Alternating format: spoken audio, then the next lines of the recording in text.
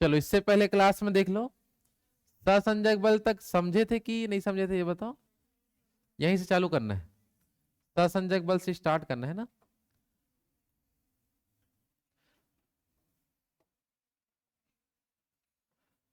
यहां तक देख लेते, समुद्र वाले तक, यहां तक हो गया था ना। चलो, सहसंजक बल किसे कहते हैं, बातें ना करें, पहले एक बार शांत हो जाओ। सहसंजक बल का मतलब सिंपल ये है कि सेम अणुओं के बीच जो आकर्षण बल होता है समान अणु के बीच में, उसी को हम बोलते हैं सहसंजक बल। क्या बोलते हैं? और जैसे जैसे कोई भी पदार्थ बनता है ज्यादातर, वो सहसंजक बल के कारण ही बन पाता है। समान अणु आपस में लगे हुए हैं, समझ, जैसे कि कुछ स्क्रीन दिख रहा है, उसमें कांच के समान अणु लगे हैं तभी बन पाए हैं। समझ आ पा रहा है? हाँ, है ना। कोई भी पदार्थ जब बनता है तो समान अणुओं के मिलने से बनता है। लेकिन कोई दो अलग अणु, अलग मतलब दो असमान अणु जब आपस में चिपक जाते हैं तो वो होता है असंजक बल। कौन सा बल हो जाता है? तो सहसंजक मतलब समझ गए क्या होता है? समान अणुओं के बीच लगने वाला कौन सा बल? आकर्षण बल ही क्या कहलाएगा? सहसंजक। और अलग अलग अणुओं के बीच जो लगता है बल उसको क्या बोलते हैं? असंजक। जैसे ब्लैक बोर्ड में अपन लिखते हैं चौक से, तो चौक ब्लैक बोर्ड में चिपक जाता है, तो कौन से बल के कारण? जल्दी बताओ। असंजक। लेकिन चौक जो बना है वो क्या है? सहसंजक बल। चौक जो बना है वो क्या है? सहसंजक। लेकिन वो बोर्ड में चिपक जा रहा है वो क्या है? असंजक। दोनों बात समझ आ पा रहा है ना? क्लियर सबका? तो असंजक बल से क्या होता है, कोई भी वस्तु किसी में चिपक सकता है, और सहसंजक से कोई एक वस्तु का निर्माण होता है कभी भी। समझ आ पा रहा है? तो देखो इसमें क्या लिखा समझना। तो इसमें बताया गया सहसंजक बल में कि एक ही पदार्थ के अणुओं के मध्य लगने वाला कौन सा बल? आकर्षण बल क्या कहलाता है? सहसंजक बल कहलाता है। और सबसे ज्यादा सहसंजक बल किसमें मिलेगा? ठोस वस्तुओं में। ठोस वस्तु एकदम कठोर होता है, और सहसंजक बल बहुत ज्यादा होता है ठोस वस्तुओं में। और सबसे कम सहसंजक बल कहाँ? सबसे कम किसमें होता है? गैसों में। सहसंजक बल एकदम कम, इसलिए सब अणु अलग अलग उड़ते रहते हैं। समझ आ पा रहा है? अगर अणुओं को पास ला के चिपका देंगे तो ठोस बन जाएगा, और उसी को अलग करके देंगे तो वो क्या बन जाएगा? गैस। समझ आ पा रहा है? तो बता सकते हैं कि सहसंजक बल किसमें सबसे अधिक? ठोसों में। और किसमें सबसे कम? गैसों में ही होता है। आया बात समझ में? हाँ, है ना। और ये जो हम पृष्ठ तनाव जो देखते हैं, अभी इससे पहले हम पृष्ठ तनाव ही पढ़े थे, तो पृष्ठ तनाव एक प्रकार का कौन सा बल है? सहसंजक बल है। जैसे कि ये मान लो कि द्रव है, तो द्रव का ये जो बहुत सारा अणु आपस में चिपका हुआ कि नहीं, तभी ऊपर में क्या तैयार हो पाया? पृष्ठ तनाव बन पाया। पृष्ठ में क्या उत्पन्न हो पाया? तनाव की स्थिति। तो ये जो समान अणुओं के बीच सब में क्या लग रहा है? आकर्षण बल। कौन सा बल लग रहा है? जिसके कारण ऊपर का जो पृष्ठ है वो सदैव तनाव की स्थिति में होता है, जिसके कारण छोटे छोटे कीड़े मकोड़े इसमें बैठ सकते हैं, सुई को हम उसमें तैरा सकते हैं। किसके कारण? चलो, तो पृष्ठ तनाव कारण ऐसा होता है। क्लियर है कि नहीं सबका?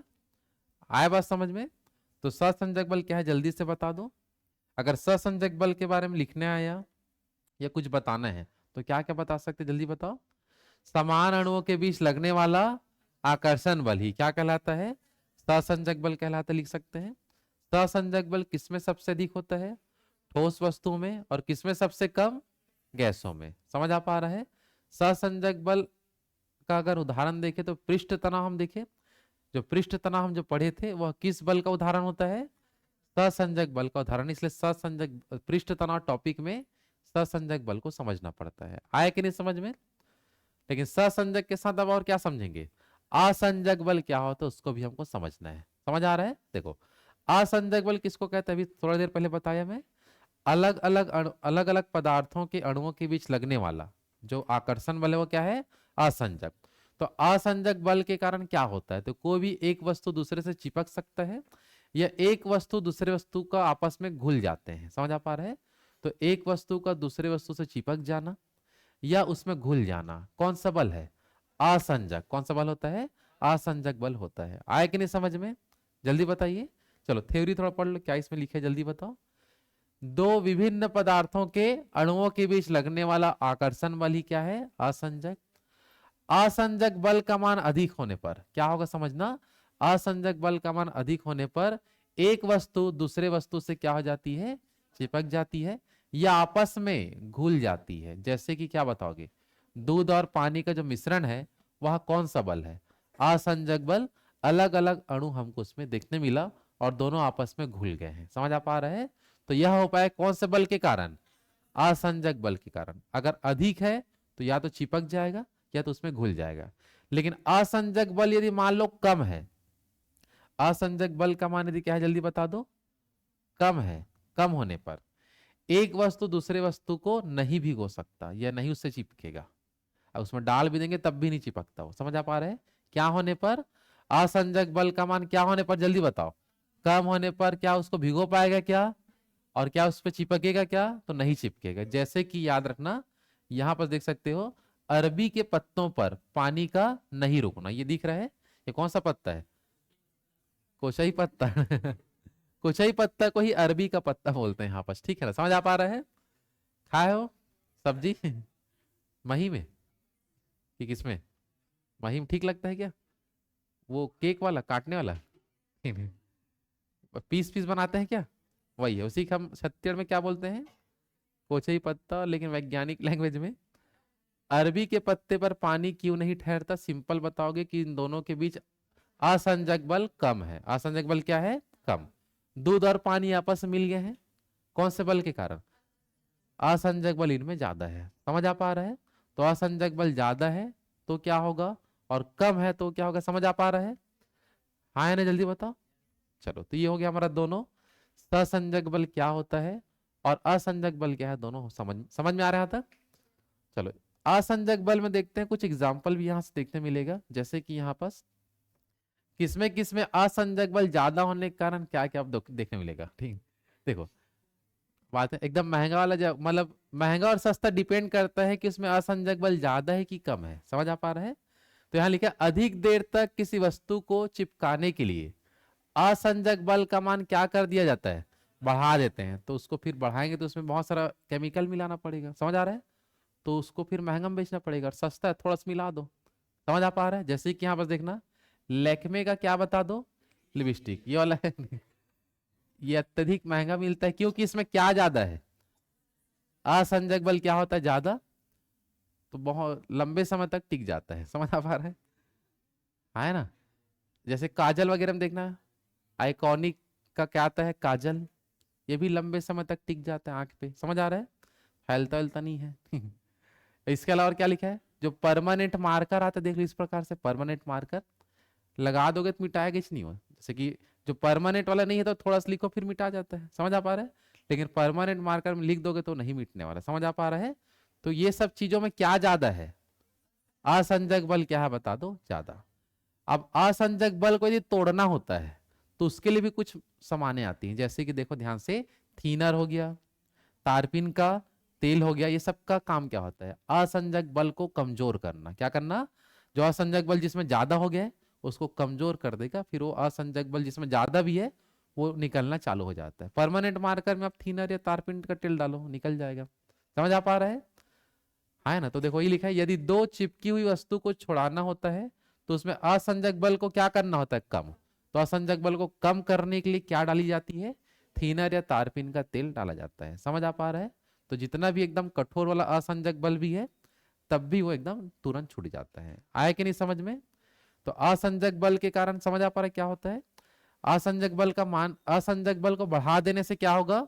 कोई वस्तु अधिक देर तक उसमें चिपक सकता है। और असंजक बल को तोड़वाना है तो क्या करेंगे? थीनर या तारपीन का यूज करते हैं। आया कि नहीं समझ में? जल्दी बता दो, आगे बढ़े। चलो, चलो इसके बाद हम समझेंगे जो नया पॉइंट हमारा आ गया है, केशिकत्व। क्या कहते हैं? केशिकत्व। असंजक ससंजक क्लियर है कि नहीं जल्दी बताओ? बन जाएगा वहां से। चलो अब समझते हैं किसके बारे में? केशिकत्व क्या होता है उसको समझना ध्यान से। केशिकत्व के बारे में देखो, केशिकत्व को समझने से पहले आपको समझना होगा केश नली क्या होता है। क्या समझेंगे? केश नली। चित्र में देखना ध्यान से। जैसे ये एक प्रकार का पानी है, ठीक है ना, और इसमें आपका मरकरी मतलब पारा है। समझ आ पा रहा है? तो इसमें एक छोटी सी हम नली डाले हुए हैं, है ना, जिसकी त्रिज्या बहुत ही कम होनी चाहिए और त्रिज्या एक समान, मतलब एकदम सब जगह त्रिज्या क्या होगा? सब जगह त्रिज्या क्या आना चाहिए? बराबर बराबर। तो केश नली क्या होता है उसको पहले हम समझते हैं। पहले हम किसमें ध्यान देंगे? केश नली। तो केश नली देखो एक ऐसी खोखली नली है जिसकी त्रिज्या बहुत कम और एक समान होती है। त्रिज्या बहुत क्या बोला मैं? कम। और सबका एक समान, कहीं भी त्रिज्या कम ज्यादा नहीं होना चाहिए। समझ आ पा रहा है? तो ऐसी नली को बोलते हैं केश नली। क्या बोलते हैं? केश नली। समझ आ पा रहा है? और केश नली जब हम किसी में डालते हैं तो ऑटोमेटिक जैसे लिक्विड ना ऊपर चढ़ना चालू हो जाता है। तो इस घटना को बोलते हैं केश नली। क्या बोलते हैं? सॉरी सॉरी, मैं गलत बोल दिया, केशिकत्व। क्या बोलते हैं? तो केश नली को डालने पर द्रव का ऊपर चढ़ना। समझ आ रहा है? ये कभी कभी द्रव चढ़ता नहीं है और नीचे दब जाता है डालने से, और नीचे दब गया हो। तो ये दोनों ही घटना हमारा क्या कहलाता है? केशिकत्व ही कहलाएगा। समझ आ पा रहा है? तो केश नली में किसी द्रव का ऊपर चढ़ना या नीचे दबे रहने की घटना को क्या बोलते हैं? केशिकत्व। क्या बोलते हैं? तो केशिकत्व समझ आ पा रहा है क्या होता है? हाँ ना, जल्दी बताओ। तो केश नली में किसी द्रव का क्या बता दो? ऊपर चढ़ना या नीचे दबे रहने की घटना को क्या बोलते हैं? केशिकत्व कहते हैं। इसमें लेकिन एक ही ठो यहाँ लिखा होगा, देख लो। केश नली के एक बार पढ़ लो क्या लिखा है। यह एक ऐसी खोखली नली होती है जिसकी त्रिज्या बहुत ही कम और क्या होता है? एक समान। फिर लिखा केश नली में द्रव के ऊपर चढ़ने या नीचे दबे रहने की घटना को क्या बोलते हैं? केशिकत्व। अब इस घटना केशिकत्व के कारण कुछ कुछ हमको एग्जाम्पल देखने मिलता है कि कहां पास हमको केशिकत्व की घटना देखने मिलता है। समझ आ पा रहा है? तो जैसे उदाहरण देखते हैं सबसे पहले। तो उदाहरण में यहां देखना क्या क्या आपको यहां से याद रखना है। चलो, तो उदाहरण जैसे देखना, क्वेश्चन आपका देगा कि लालटेन या लैंप की बत्ती में तेल का ऊपर चढ़ना कौन सी घटना का उदाहरण है? तो क्या बताओगे? केश। देखो, जो आपके इसमें बत्ती लगे रहता है उसमें छोटे छोटे छिद्र होते हैं, वो केश नली की भांति काम करती है और सबका त्रिज्या एक समान होता है, तभी ऊपर ऑटोमेटिक चढ़ते हैं और ऐसे कैंडल जल पाता है। समझ आ पा रहा है? तो एग्जाम में क्वेश्चन क्या करेगा? लालटेन या लैंप में तेल का ऊपर चढ़ना कौन सा घटना का उदाहरण है? तो आंसर में क्या बताओगे? केशिकत्व घटना का एग्जाम्पल हमको यहाँ देखने मिला। समझ आ पा रहे हैं? हाँ कि नहीं? फिर आपका देखने मिलता है ये जो इसको बोलते हैं ब्लॉटिंग पेपर। कौन सा पेपर? तो ब्लॉटिंग पेपर जैसे कुछ ये क्या करता है? स्याही को शीघ्र सोख लेता है। स्याही को क्या कर लेता है? क्योंकि ब्लॉटिंग और छोटे छोटे छिद्र पाए जाते हैं ब्लॉटिंग पेपर में। क्या बोला मैं? छोटे छोटे जो छिद्र है वो केस नली की भांति काम करेंगे, जो स्याही को पूरा ऊपर खींच लेता है अपने आप में। समझ आ पा रहा है? हाँ है ना? चलो, तो ये एग्जाम में क्वेश्चन आएगा कि ब्लॉटिंग पेपर स्याही को शीघ्र सोख लेता है, यह कौन सी घटना का उदाहरण है? तो क्या बताओगे? यहां भी हमको केशिकत्व की घटना देखने मिलता है। आया बात समझ में? आगे बढ़े। मतलब केशिकत्व का मतलब सीधा सिंपल ये है कि बिना कुछ करे वो लिक्विड ना ऊपर आना चालू हो जाता है, मतलब वो है केशिकत्व। ऊपर आएगा तो भी केशिकत्व का है, नीचे दबे रहेगा वो भी केशिकत्व है, लेकिन वो डिपेंड करता है कि कौन सा ऊपर चढ़ेगा और कौन सा नीचे दबे रहेगा, उसका कुछ अलग कंडीशन होता है। समझ आ पा रहा है? आगे बढ़े। चलो, इसी में देखते हैं आगे तीसरा एग्जाम्पल। आपको जैसे देखेगा, जैसे पेड़ पौधे हैं, पेड़ पौधों की जो भी जड़ों में जो भी जल है, खनिज लवण है, वो शाखाओं तक पहुंच पाती है पूरी। तो पेड़ पौधों में भी कौन सी घटना होती है? केशिकत्व की घटना होती है, जिसके कारण बिना कुछ के जमीन के अंदर जो जड़ है वहां का पूरा जल आवश्यक पदार्थ पूरा शाखाओं तक पहुंच पाता है। तो यहां भी हमको कौन सी घटना देखने मिला? केशिकत्व की घटना देखने मिलता है। देख लो, पढ़ लो क्या लिखा है। पेड़ पौधों की शाखाओं, तनों एवं पत्तियों तक जल और आवश्यक लवण केशिकत्व के कारण ही क्या होता है? पहुंच पाता है। बस आपको उदाहरण पूछेगा फिजिक्स में कि यहाँ कौन सी घटना हो रहा है, फिजिक्स का कौन सा रूल यहाँ काम कर रहा है। ठीक है? जैसे यहाँ देखो, खेत है, जैसे पानी गिरता है तो खेतों कैसे जुताई करवा देते हैं। कारण इसका क्या है? क्योंकि जैसे पानी जमीन के अंदर गया है तो वहां ना केश नली बन चुका है। क्या बन चुका है? केश नली। अब केश नली बन चुका है और पानी पूरा अंदर के चले गया है। अब केश नली का काम क्या होता है कि पानी को बाहर फेंक देगा, कि पानी ऊपर चढ़ जाएगा। तो पानी ऊपर चढ़ने से पहले ना खेतों की जुताई कर देंगे ऐसे, जिससे केस नली टूट जाएगा और मिट्टी के अंदर नमी बनी रहेगी, और जब भी हम पौधा उगाएंगे, जो भी फसल उगाएंगे, फिर वो उग जाता है। अगर पानी ऊपर चढ़ गया तो नीचे नमी खत्म हो जाएगा। तो हमारा काम क्या होता है कि अंदर में नमी बना के रखना है, तो जुताई कर दो, जो भी पानी अंदर गया है वो अंदर का अंदर ही रहेगा। और नहीं तोड़ेंगे तब क्या होगा बताओ? अगर केश नली को नहीं तोड़ेंगे तो पानी तो ऊपर उठ जाएगा, क्योंकि केश नली का नियम क्या कहता है? केस नली का नियम कहता है पानी ऑटोमेटिक क्या हो जाएगा? ऊपर चढ़ जाता है। समझ आ पा रहा है? जहां केस नली बना वहां पानी ऊपर चढ़ जाता है। तो खेतों में भी क्या बन जाता है? केस नली बन जाता है पानी गिरने के बाद। तो ऊपर चढ़ने से पहले ही एक दो दिन में ही पूरा जुताई कर देते हैं पानी गिरने के बाद। आया बात समझ में? तो यही देखो, एग्जाम में क्वेश्चन आता है कि वर्षा के बाद किसान अपने खेतों की जुताई कर देते हैं, इसका कारण क्या है बताइए, कारण बताना होता है। तो कारण क्या बताओगे कि मिट्टी में बनी केश नली टूट जाए और पानी ऊपर ना आ सके और मिट्टी में नमी बनी रहे। और पानी ऊपर आएगा तो फिर वाष्पीकरण होकर ऊपर फिर से सूख जाएगा, अंदर में रहेगा तो वाष्पीकरण से थोड़ा सा रुके रहेगा पानी, जब तक हम कुछ उसमें फसल बो देंगे। फिर आए कि नहीं समझ में, जल्दी बताओ। तो केशिकत्व के एग्जाम्पल में देखो, सबसे पहले हम क्या समझे, लालटेन या लैंप में तेल का ऊपर चढ़ना। दूसरा, ब्लॉटिंग पेपर स्याही को शीघ्र सोख लेता है, यह कौन सी घटना है, तो केशिकत्व। पेड़ पौधे की शाखाओं तक पूरा जल और आवश्यक लवण पहुंच पाते हैं, इसी घटना के कारण। और खेतों की जो जुताई करते हैं कि क्या तोड़ने के लिए, केश नली को तोड़ने के लिए, ताकि पानी ऊपर ना आ सके। यहां तक क्लियर है सबका, आगे बढ़े। चलो अब अब हम समझेंगे, यहां तक तो हम केश नली क्या होता है और केशिकत्व क्या है वो समझ चुके हैं। अब समझेंगे कि कौन सा द्रव केश नली में ऊपर चढ़ता है और कौन सा जो लिक्विड है वो नहीं चढ़ता है। तो वह डिपेंड करता है किस पर, नवचंद्रक कोण पर। किस पर डिपेंड करता है, देखो नवचंद्रक कोण, ये नवचंद्रक क्या होता है उसको पहले हम समझते हैं। देखो ध्यान से, जब केश नली में द्रव चढ़ता है या तो उसके शीर्ष पर क्या लिखा है, अवतल या उत्तल की आकृति बनता है। अवतल या उत्तल की जो आकृति बनता है, इसी को ही हम नवचंद्रक बोलते हैं। क्या बोलते हैं, नवचंद्रक। तो देखो यहां पर समझना चित्र में, यहां पर जो आकृति बना वो है आपका अवतल, क्या है जल्दी बताओ। और यहां पास क्या बना, उत्तल। और यहीं से फिर हम कुछ कोण ऐसे बनाते हैं, समझ आ पा रहे हैं। तो इसको बोलते हैं नवचंद्रक कोण। क्या बोलते हैं, नवचंद्रक कोण वगैरह बोलते हैं। भी कोण का भी देखेंगे कि कितना से कितना कोण बनता है। तो अगर याद रखना कि कुछ इस प्रकार से लिक्विड है, उसमें हम केश नली डाले, अगर मान लो कि अवतल बना, क्या बना, तो द्रव ऊपर चढ़ेगा, और उत्तल बन गया तो द्रव नहीं चढ़ेगा। ये समझ में आता है, यहां तक समझ आ पा रहा है, हाँ है ना। चलो तो अब एक एक करके हम समझते हैं। पानी के बारे में देखो कि पानी का जो इस प्रकार से जब नवचंद्रक बनता है, ये कौन सा है जल्दी बताइए, अवतल है कि उत्तल है, अवतल। और यहाँ पास क्या बनेगा हमारा, नवचंद्रक बनता है। तो पानी का जो नवचंद्रक होता है वो एक न्यून कोण होता है। क्या होता है आपका, जो 8 से कितना रहता है, 16 डिग्री तक हमको यहाँ मिलेगा। कितना मिलेगा, 8 से लेकर 16 डिग्री मिलता है, हाँ है ना। ये सिंपल बताएंगे। अगर नवचंद्रक कोण देखो, पानी का नवचंद्रक कैसा होता है, पहले क्या बताओगे, अवतल होता है। पानी के नवचंद्रक वाले जो स्पर्श कोण है कितना से कितना डिग्री होता है, 8 से 16। इसका मतलब पानी का नवचंद्रक कौन सा होता है, न्यून कोण। और जब भी न्यून कोण बनता है, क्या बनता है, न्यून कोण, तो उसमें से हम देखेंगे जब भी न्यून कोण बनता है तो याद रखना कि केश नली में द्रव ऊपर चढ़ेगा। केश नली में द्रव क्या होगा, ऊपर चढ़ेगा। अगर यहाँ पर डिग्री कितना बनता है जल्दी बताओ, न्यून कोण बनता है तो ऊपर चढ़ेगा, समझ आ पा रहा है। और अधिक कोण बन गया, मतलब 90 से ज्यादा बन गया, तो वो नीचे दबे रहेगा। ये बात समझ पाए सब लोग।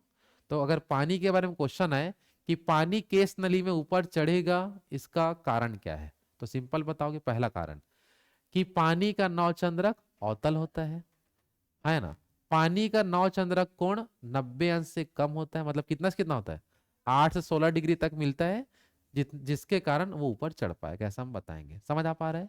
लेकिन पारा ऊपर नहीं चढ़ पाता, इसका क्या कारण है।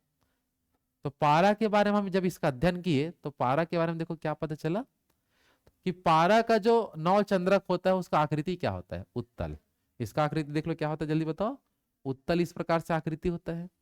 और जब इसका हम नवचंद्रक देखते हैं कोण, तो मिलता है 130 डिग्री। कितना डिग्री मिलता है, जो किससे ज्यादा है, 90 से ज्यादा है। और 90 से ज्यादा होने पर कॉस थीटा का मान ऋणात्मक मिलता है, ये भी याद रखना। और 90 से कम होने पर धनात्मक मिलता है।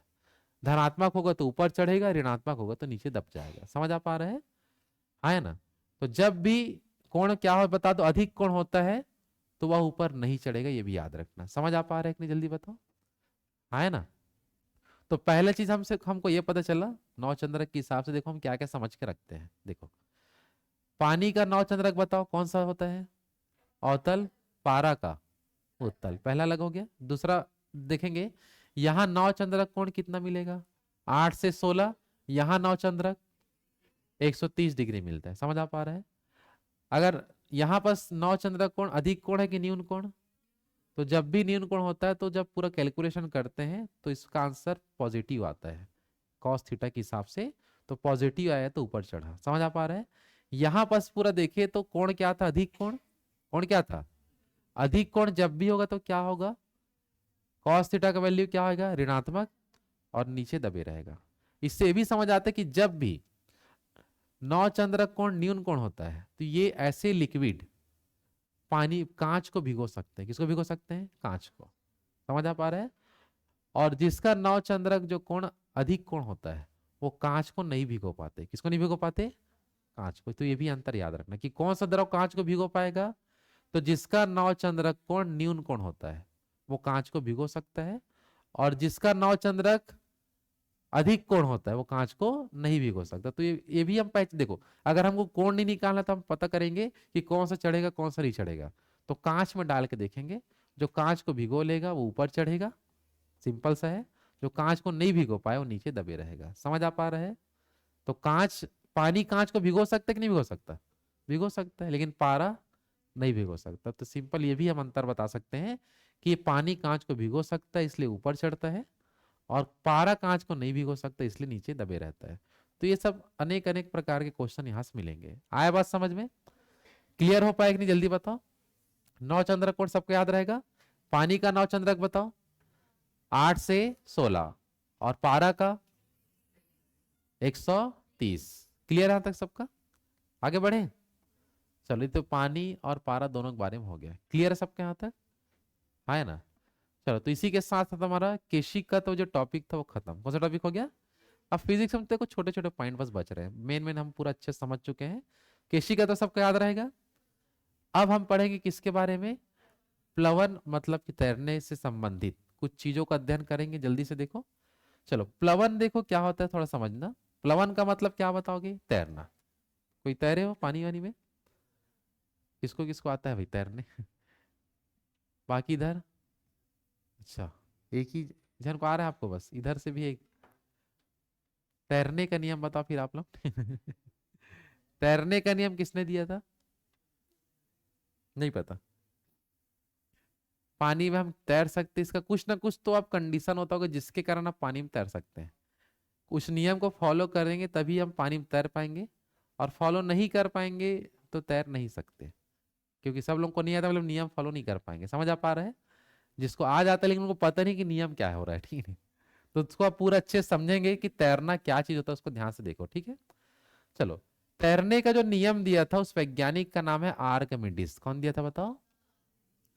क्वेश्चन, यही क्वेश्चन बार बार रिपीट होता है कि तैरने का नियम किसने दिया था, आर्किमिडीज। अब आर्किमिडीज ने जिस जो भी सिद्धांत लिखा उसमें इसने क्या क्या चीजों के बारे में व्याख्या किया, इसको आपको समझना है, ठीक है? चलो, आर्किमिडीज का सिद्धांत ये कहता है, जैसे कि मान लो कि ये कोई लिक्विड है, जैसे इसको मैं पानी के अंदर डालता हूं तो भार में कमी का आभास होगा। भार में किसका आभास होगा? अभी पानी के अंदर जैसे 6 kg का कोई वस्तु है ना, इसको पानी के अंदर डाला और मान लो अभी आधा दूर तक ही गया है वो, ठीक है ना?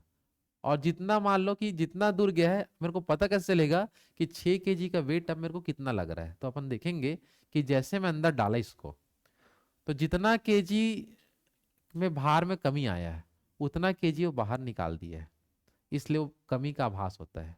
तो बोला जैसे कि 2 kg अंदर गया है, मतलब 6 kg है, हम इसको थोड़ा ही अंदर डाले हैं, तो कितना पानी वो हटाया है ये हम कैसे जानेंगे? तो इसके लिए प्रैक्टिकल के लिए देखे कि यहाँ लिक्विड से पानी बाहर कर रहे हैं यहाँ पास नली से, तो और इसका वेटिंग किए तो यहाँ भी 2 kg आ रहा है और बाहर में भी 2 kg कमी आ रहा है। फिर जैसे नीचे डालूंगा तो फिर पानी बाहर फेंकेगा। तो आप जैसे नीचे डालते जाएंगे तो इसके वेट में कमी आते जाएगा, और उतना ही वेट पानी, उतना ही केजी का पानी बाहर निकल चुका होगा। और मान लो पूरा पूरा नीचे चले गया तो वो पूरा 6 kg पानी बाहर फेंक देगा। समझ आ पा रहा है? तो ये प्रैक्टिकल करने के लिए ऐसा किया गया था, ये बात समझना है। समझ आ पा रहा है?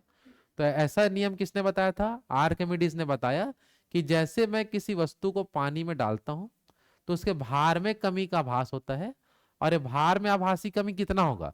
जितना पानी वो बाहर फेंके, बाहर जितना पानी वो स्थापित कर सकता है उतना ही भार में कमी का आभास होता है। तो इसी को बोलते हैं आर्किमिडीज का सिद्धांत। क्या बोलते हैं जल्दी बताओ? तो देखो लाइनों को पढ़ लो ध्यान से, लाइन क्या लिखा है ये लाइन को पढ़ो।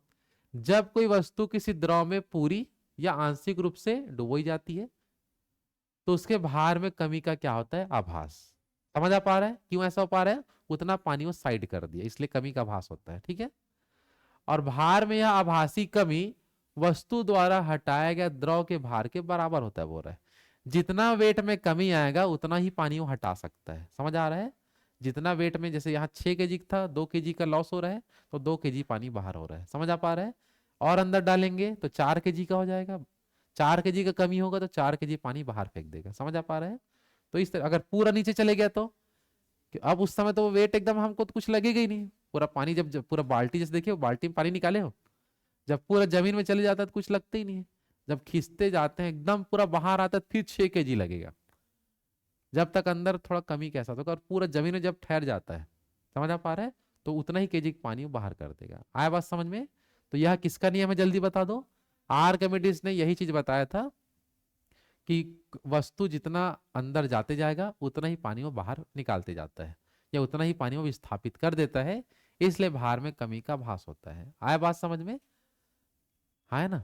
चलो, इसी ने देखो आर्किमिडीज ने और क्या क्या चीज बताया था, थोड़ा ध्यान से समझना। इसने ये बताया यदि किसी वस्तु का भार यदि किसी वस्तु का भार वस्तु द्वारा हटाए गए जल के भार से ज्यादा है तो वस्तु पूरी तरह से क्या हो जाता है?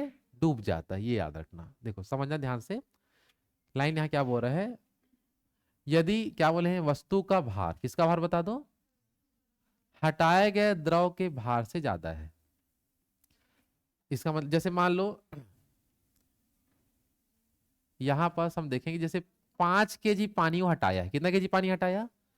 5 kg ये पानी हटाया, मतलब देख लो हटाए गए जल के भार से क्या होना चाहिए? उसको ज्यादा होना चाहिए। 5 kg पानी हटाया और खुद वो था 7 kg का। कितने kg था? तो क्या होगा? वस्तु डूबेगा कि तैरेगा? डूब जाएगा। लाइन को समझो, इसको ध्यान से। यदि किसी वस्तु का भार मैं कितना लेके चल रहा हूं? 7, हटाए गए जल के भार से ज्यादा है। कितना जल हटाया?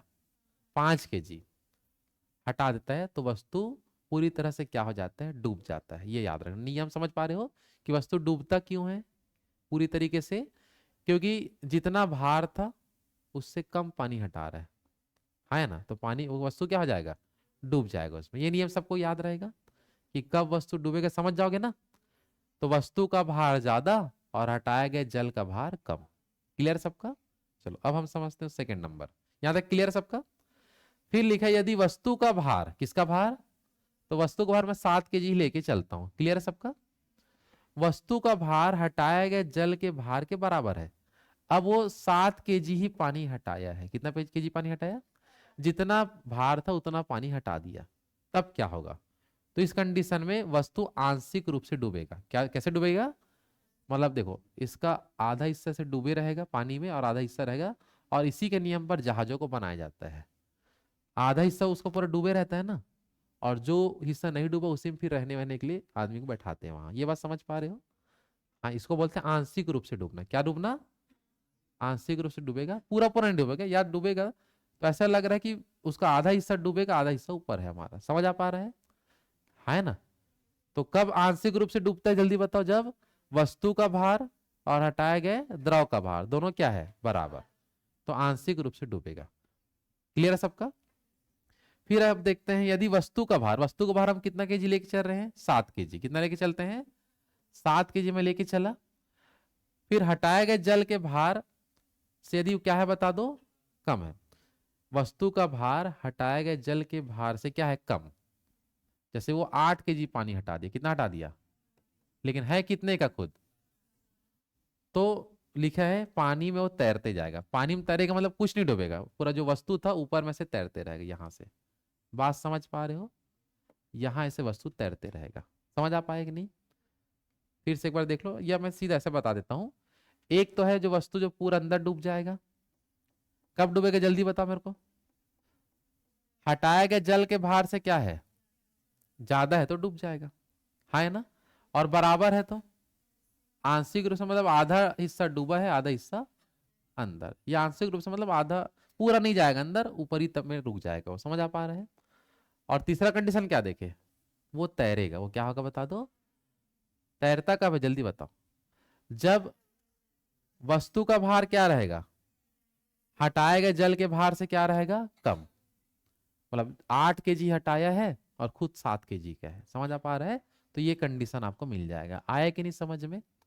जल्दी बताइए। तो ये सब नियम किसने दिए हैं? आर्किमिडीज ने सब अपने सिद्धांत में लिखा है पूरा।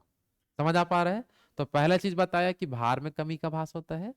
कितना कमी होगा आपको पता करना है, तो जितना पानी हटाएगा उतना का कमी आएगा। समझ आ पा रहा है?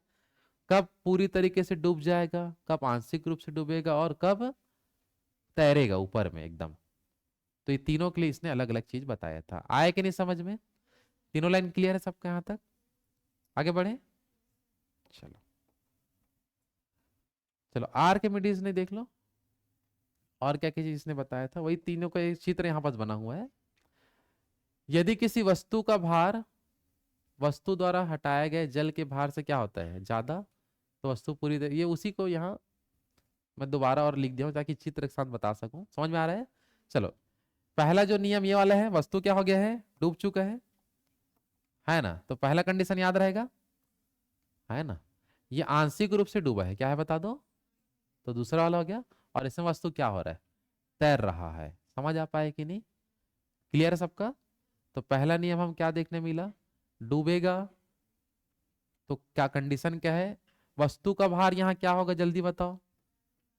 अगर ये 7 kg का था, कितना kg था, 7 kg का, तो हटाया कितना, 5 kg। समझ आ पा रहा है? ये बताओ, ये वाला वस्तु अगर 7 kg का है तो हटाएगा भी कितना kg, 7 kg। समझ आ रहा है? यहाँ अगर वस्तु है कितना kg का, 7 kg का, तो पानी कितना हटाएगा, 8 kg हटाएगा। समझ आ पाया कि नहीं? तो ये तीन कंडीशन याद रखना। आया बात समझ में? हाँ कि नहीं? ठीक। चलो अब यहां देखते हैं, जब कोई बड़े बड़े वस्तुओं को पानी ऐसे तैराया जाता है, समझ आ रहा है ना, तो उसके लिए क्या नियम फॉलो करना होता है, समझना ध्यान से। एकदम उसको स्थिर बैलेंस देखो, अगर मान लो कि एकदम पानी से ऊपर में तो बैलेंस नहीं हो पाएगा, समझ रहा है? गिर जाएगा। तो सेकेंड वाला हम देखेंगे, आधा हिस्सा देख लो पानी में है और आधा हिस्सा ऊपर में है। समझ आ पा रहा है ना? तो यहां देखने ये मिलता है कि अगर कोई भी वस्तु है, इसको संतुलित अवस्था में तैराने पर वस्तु अपने भार के बराबर पानी हटाना चाहिए। पहला कंडीशन ये है। अगर वो जितना देखो, ये जहाज का वेट मान लो जितना केजी का होगा, उतना केजी पहले उसको हटाने वाला कुछ नियम बनाते समय हम देखेंगे कि इस टाइप से स्ट्रक्चर बनाएंगे कि पानी के अंदर वो जब वो जाए तो अपना भार के बराबर पानी को विस्थापित कर ले, तब वो स्थिर रह पाएगा। समझ आ पा रहा है? हाँ, समझ आ पा रहा है ना? क्योंकि अगर एकदम मान लो कि कम पानी हटा रहा है, ज्यादा पानी हटा रहा है, तो एकदम डूब जाएगा या तो एकदम ऊपर में रह जाएगा। बराबर पानी हटाएगा तो आधा डूबेगा और आधा ऊपर में रहेगा। समझ आ पा रहे हैं? हाँ कि नहीं? तो पहला नियम तो ये बोलता है कोई वस्तु तभी संतुलित अवस्था में तैर सकता है जब वस्तु का आधा हिस्सा अंदर होगा और आधा हिस्सा बाहर होगा। और ऐसा करने के लिए क्या जरूरी है कि अपने भार के बराबर द्रव को क्या करना है, विस्थापित। यहां तक क्लियर है सबका? है ना? दूसरा चीज ये देखने मिलता है यहां पास, ये जो यहां पर जब वो अंदर गया तो ये यहां पास पानी को हटाने के लिए ऐसे पानी को विस्थापित कर दिया और अंदर चले गया। तो यहां पास रहेगा पानी का गुरुत्व केंद्र, है ना? मतलब हटाए गए जल का गुरुत्व केंद्र, और यहां पास रहेगा जहाज का गुरुत्व केंद्र। दोनों एक ही रेखा में होना चाहिए, तब वस्तु स्थिर रूप से पानी में चल पाएगा, वरना नहीं चल पाएगा। अगर ये लाइन अलग अलग हुआ तो देखो ये कंडीशन हमको मिलेगा, ऐसे डूब जाएगा वो। अगर अलग अलग लाइन में हुआ, तिरछा हो गया मान लो, तो जहाज डूब जाएगा। सीधा है तब तक वो खड़े रहेगा, है ना? जल्दी बताओ, समझ पा रहे हो? तो दो कंडीशन को फॉलो अगर कर दिए तो किसी भी जहाज को आसानी संतुलित अवस्था में रख सकते हैं। समझ आ पा रहे हैं? तो तैरने के लिए दो नियम का फॉलो करना होता है। कितने नियम का? दो नियम का फॉलो करेंगे। पहला बता दो, वस्तु के भार के बराबर द्रव को विस्थापित करना होगा, है ना? समझ पा रहे हो? और दूसरा, ठोस वस्तु का जो गुरुत्व केंद्र है और हटाया गया द्रव का जो गुरुत्व केंद्र है, एक ही ऊर्ध्वाधर रेखा में होना चाहिए, एक ही लाइन में होने चाहिए। समझ आ पा रहा है? तभी वस्तु संतुलित अवस्था में तैर सकता है। आया कि नहीं समझ में? अच्छा, जब आप अभी बोले कि आप लोग कोई कोई लोगों को तैरना आता है, तो आप हाथ और पैर से पानी को हटाते हो ना, कि तो क्यों हटाते, इसका कारण क्या है? कि आपका भार जितना है उतना ही भार का पानी आपको हटाना पड़ेगा, तब आप स्थिर अवस्था में आगे तैर सकते हो। समझ आ पा रहा है ना? और सिर्फ ऐसे क्या खड़े रहोगे तो अंदर चले जाओगे। तैरते समय समझ आ रहा है ना कि आपको आपका जो गुरुत्व केंद्र है और पानी को हटा रहे हो उसका गुरुत्व केंद्र एक ही लाइन में रहेगा, तब आप तैर सकते हो आगे। समझ आ पा रहा है? जब ये दोनों चीज आपका फॉलो होता है तभी कोई वस्तु या कोई व्यक्ति पानी में तैर सकता है। आए कि नहीं समझ में? हाथ और पैर से पानी का विस्थापन जितना ज्यादा होगा उतना आप तैर सकते हो। आया बात समझ में? क्लियर है कि नहीं यहां तक? आगे बढ़े। चलो तो आज यहां तक लिख लेना तैरने के नियम तक, बाकी इसमें कल देखते हैं, ठीक है ना? नहीं तो लिखने के लिए बहुत सारा हो जाएगा। यहां तक समझ आ पा रहा है? आज यहां तक कर लेना, ठीक है।